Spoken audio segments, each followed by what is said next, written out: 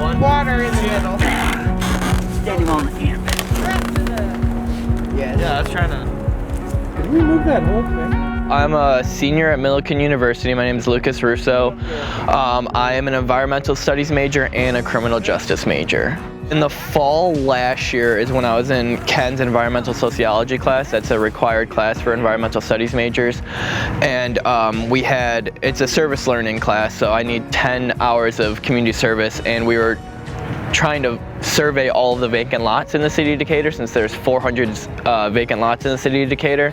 And we would break up into groups of 3, and I helped him get the maps of all the vacant lots and divvy them up in between all the groups. And then my group ended up finding their top 10, and everyone's supposed to find their top 10 and then narrow that down to their top 3 and narrow that down to their top number 1. We found this lot actually that I'm standing on right now, and I approached Dr. Ken Laundra about going forward with this project and revitalizing it and helping the environment, helping the community and everything, and just running with this project. And here we are a year later. I've been heading this project. I've had like about 30 kids this semester that I've been TAing for, that would come out every Tuesday and Thursday when it was still warmer out, to help me do the things that I've been doing all last semester and over the summer.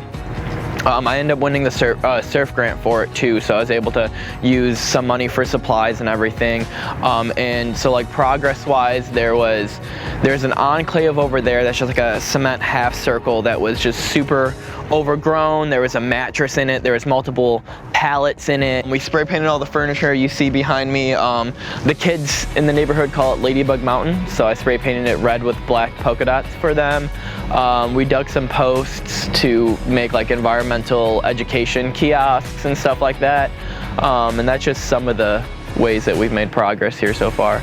It's really nice because as both an environmental studies major and a criminal justice major, there's a lot we learn about with certain things like pride and community involvement. It'll help the environment because of all the plants is one of the biggest things that'll help combat global warming. And then also, more specifically, the city of Decatur, like I said previously, has a vacant lot problem of over 400 vacant lots. So if I can get this one comfortable to where I would like it, I would actually like to use this as a blueprint for future vacant lots. Last box that I love to check is food deserts.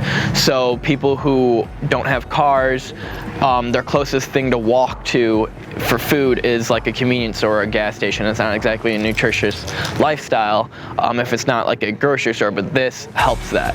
So if you can mark off the food desert problem, reducing crime, community involvement, and then also better for the environment, I don't see why we can't have more of these.